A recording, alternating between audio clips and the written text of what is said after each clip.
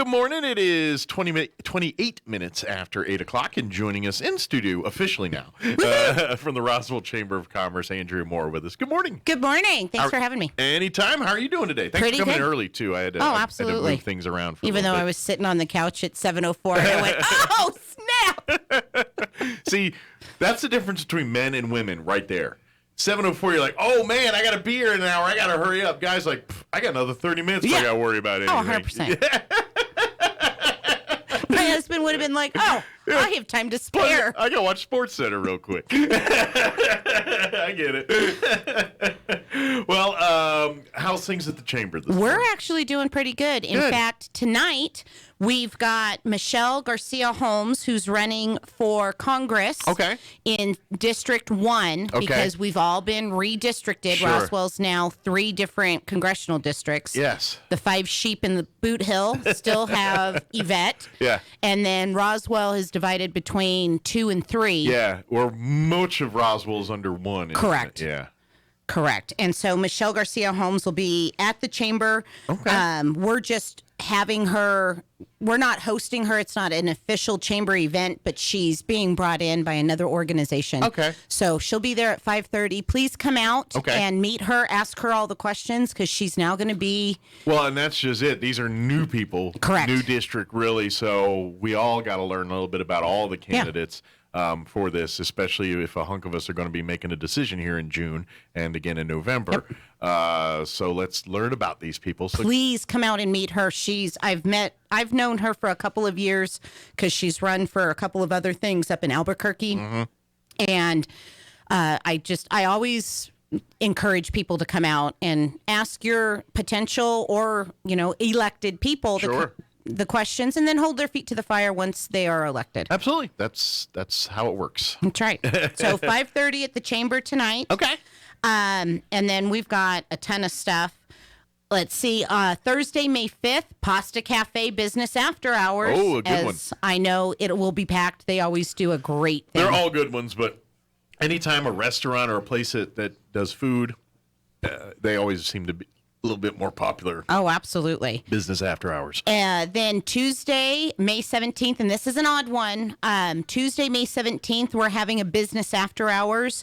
La Casa Behavioral Health, which is where, what is that? Mescalero behind or next to what was the old racket club. Oh, yes. That building. Yes. That's on East Mescalero. East Mescalero, yes. Turn right, not left.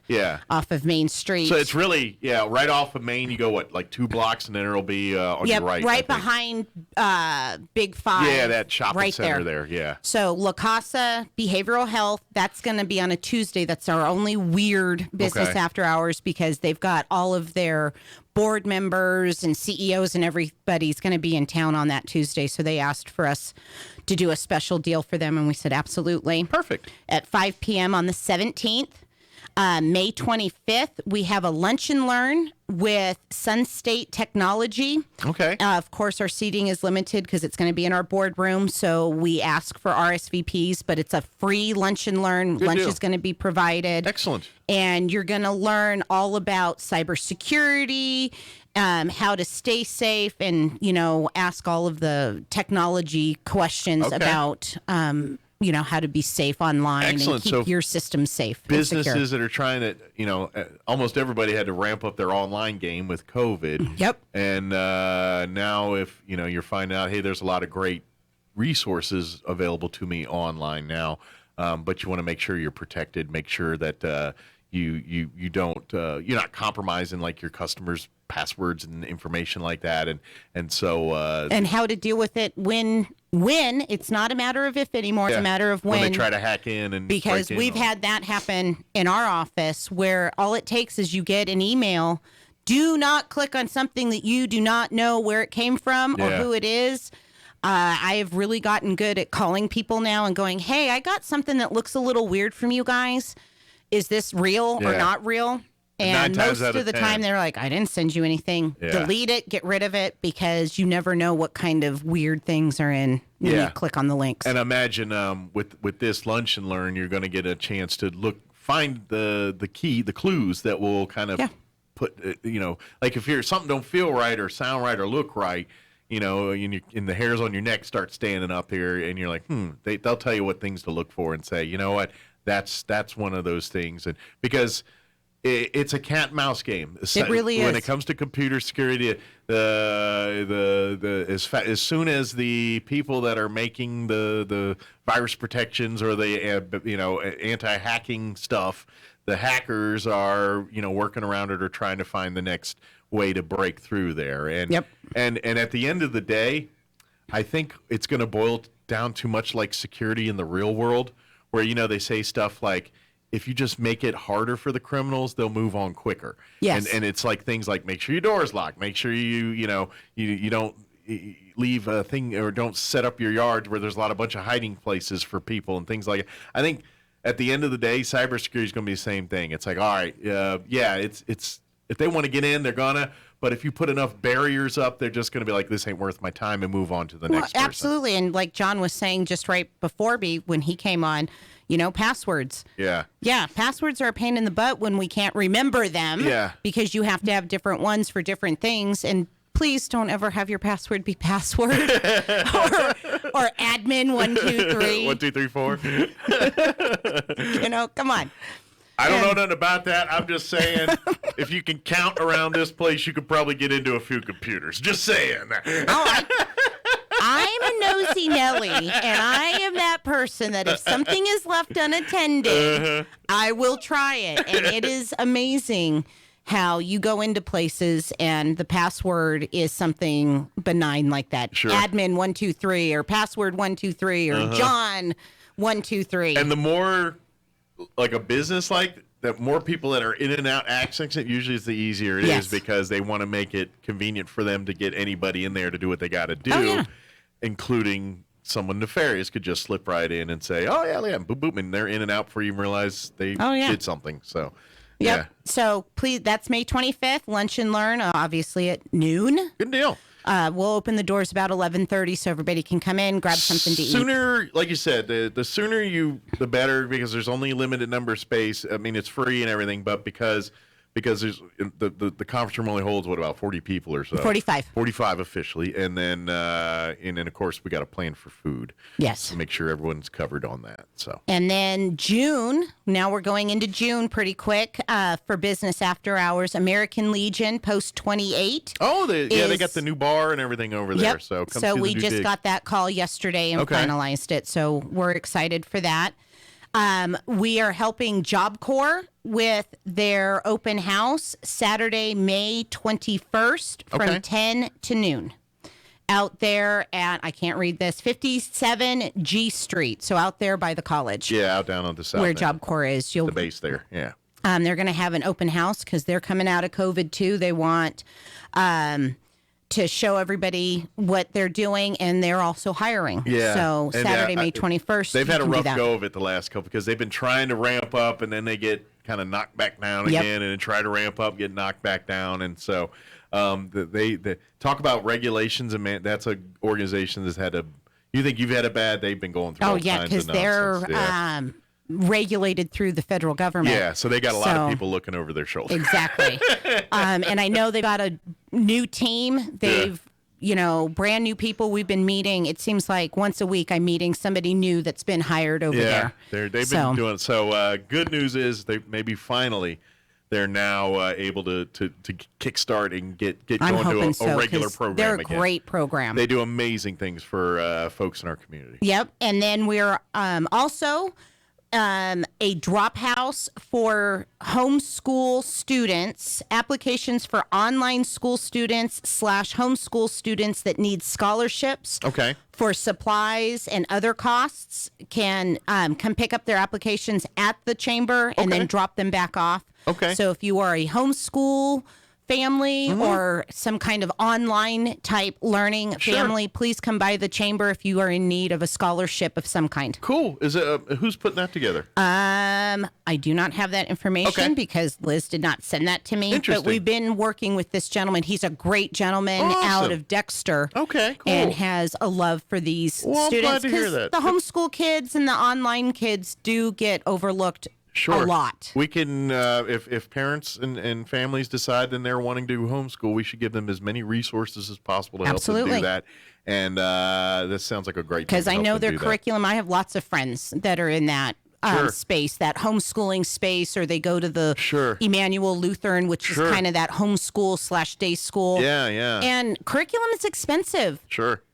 And I know some parents, like, you're thinking, no, you know what? The basics, the fundamentals, the ABCs and 1, 2, 3s, I want to teach them. And then, because, the arguments about homeschool, not home, we can have that debate all day. But at the end of the day, I think some parents say, I want to do the best of both worlds. I want to, for the developmental, teach them to read, write, and do basic math.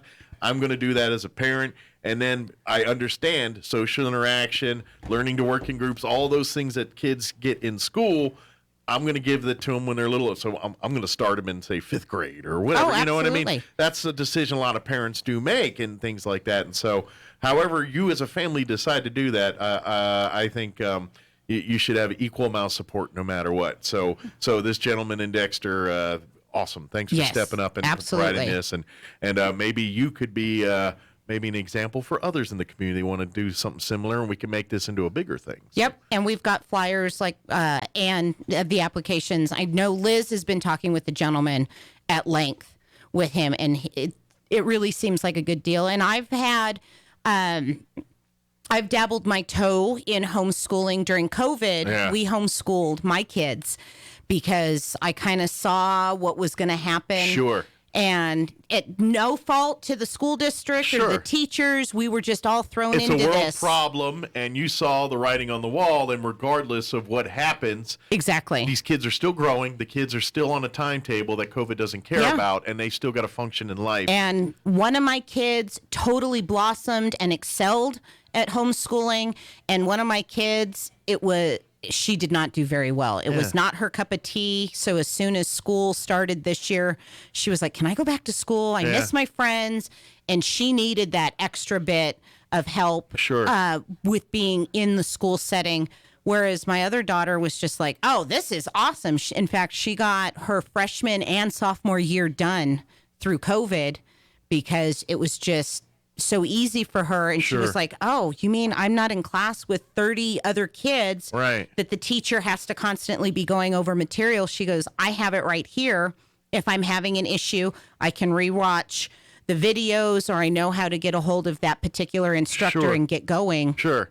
And that's human beings. Yeah. Some people are very much, that self-driven and others need the nudges and things. Yep. And that's personalities. That's how people are. And I don't know. Now I'm getting soapboxy, but I'm thinking, like, in the future, I think education should cater that way. I agree. Maybe there isn't this one straight cookie cutter go to class. Here it is. Maybe some kids thrive that way. Maybe there's other kids that don't. Maybe we need to allow them to go to a different path to get educated. I totally agree. And I saw it just in my 3 kids, and then.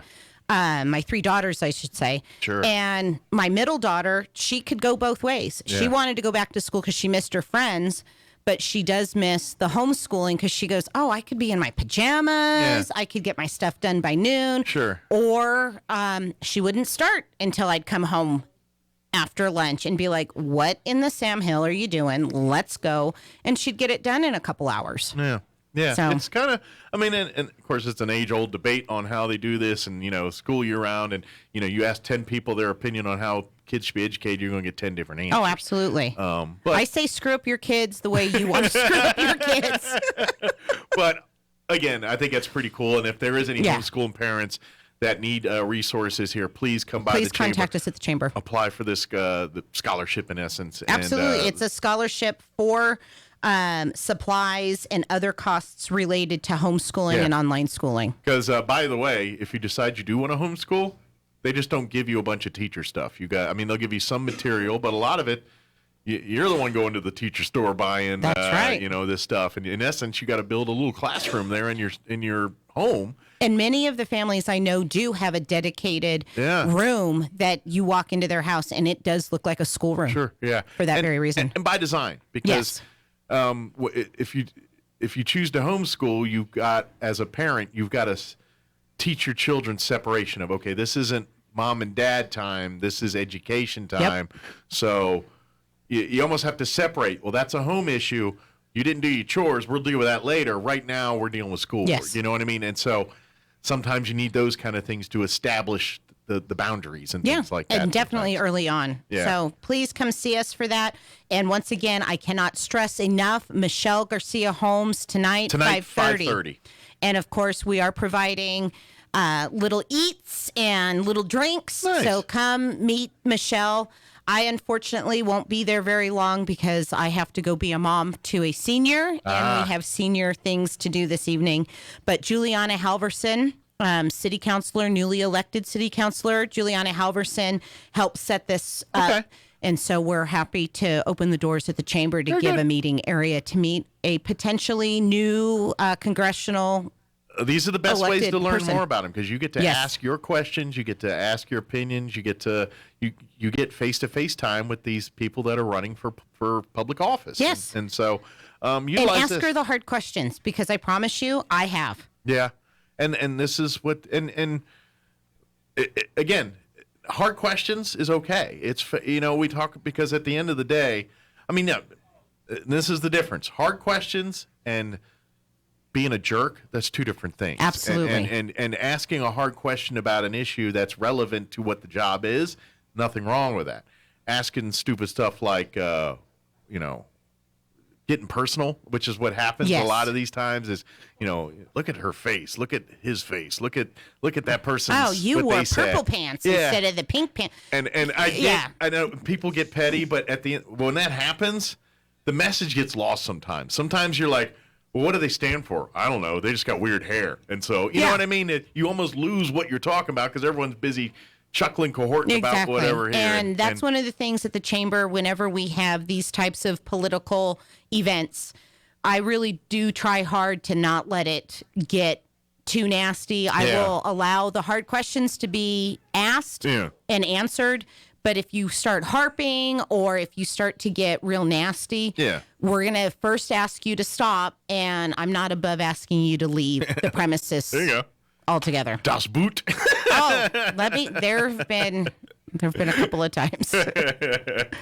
But I just, but as the public, our responsibility is to ask hard questions, but at the same time, be respectful, and then when it's your day in the ballot box, that's when you get to make your decision. And she is running on the Republican ticket, because I know that's that matters to people in this area. So she is a Republican running for Congress in District 1. So conservatives around the area, learn your candidate, meet your candidates. And she's new, because it's not going to be Yvette when you go in June. Many of you are not going to be able to vote for Yvette Harrell in June here in the fall later on, assuming whoever gets the nod there. Correct. One would assume it would be her from the Republican side. So I think so. I think Yvette.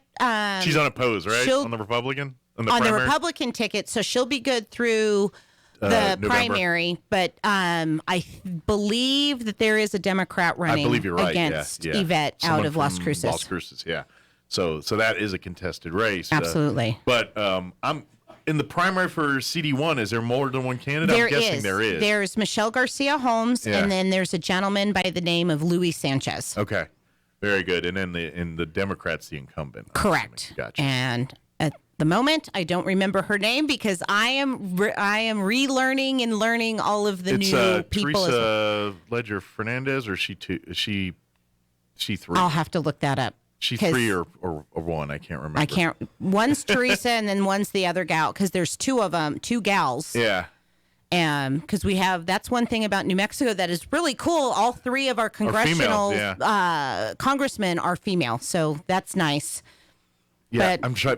I know I can't. My brain and I had cramps, just and I'm trying to remember her. that other name. And I had just met her about a month or so ago. And as soon as someone says something, we're like, but I just can't do it right now. 100%. That's how I'll be. I'll be like, oh yeah, I remember. So, but that's our biggest thing tonight is that meet and greet for Michelle Garcia Holmes. Please come out 5:30. And then, of course, our business after hours that are coming up pretty quick. If you are not getting our email every Friday that goes out, the chamber blast there. Contact us at the chamber. We are more than happy to get you added. Yeah. We do some emails that are only for members, but come in, be a member, and you get access to all of that information too. 575-623-5695. Or come see us, 131 West 2nd. You can't miss us. We've got that awesome alien mural. Got the big mural there, and got all the stuff. Is it June, the next magazine coming out? We are actually working on the magazine right now. We've got 2 weeks. Okay. To get everything added. So if you want to be an advertiser, we've got a couple, time is limited because it's going to go fast. Get her done this week or next. Absolutely. Give us a call. Kyle or I are more than happy to come and see you in person or talk to you over the phone, whatever is easiest for everybody. And this issue is our extraordinary people issue. So all of our valedictorians will be featured again.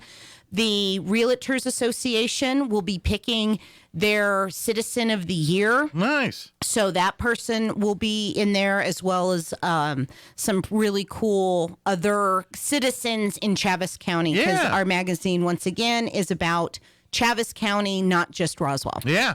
Speaking of that real quick, and I'm just going to throw the reminder, Thursday, Character Counts, Chaves County. They're having their Teachers of Character celebration, I guess you could say, and it's a Church on the Move. It's a drive-through event from 6:30 to 8:30, and teachers, like my wife got nominated. She told me yesterday. That's wonderful. So congratulations. I'm going to try to film it while she's going through the drive-through in there and see if I can put it up on our videos and all that stuff. So. Oh, that'd be great. Yeah. We'll be more than happy to share that. Yeah. That kind of information is exactly what we need for this, for not only the chamber, but our magazine and all of that. Absolutely.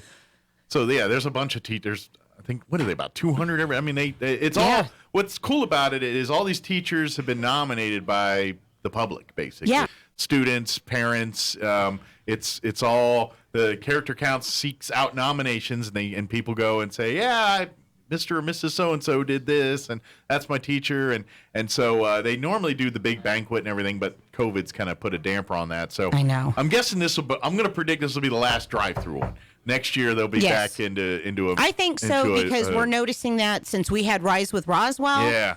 And that was an awesome event. We had a packed house, standing room only, with Rise with Roswell.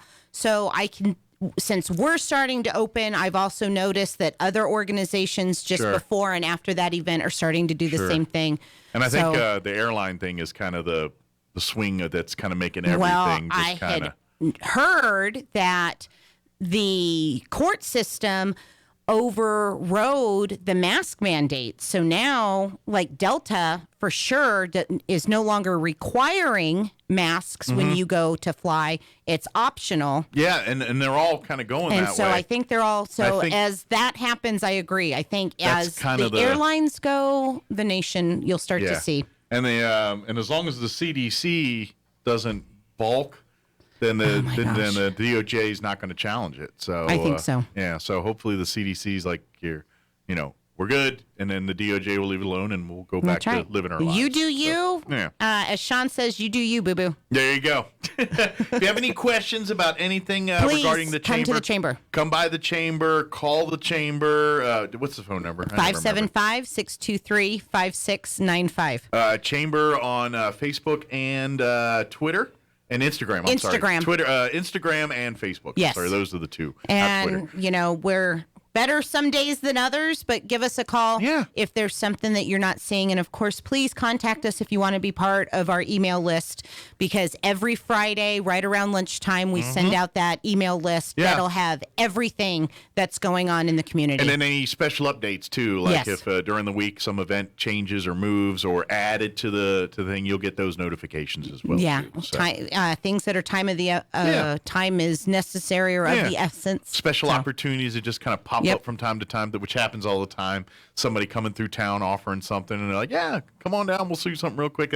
Those kind of things, I mean, less and less in COVID, but they still do happen. Yep, and give us a call if you want to be have something featured either in the magazine or in our email, whatever. We'll do our very best to help you out in any way we can. Absolutely. Come on down. Well, thank you, ma'am. Appreciate it. Hanging out and enjoying all of it, the Kit Kat and more. Absolutely. We'll see you next time. We'll see you next time. Anytime. It is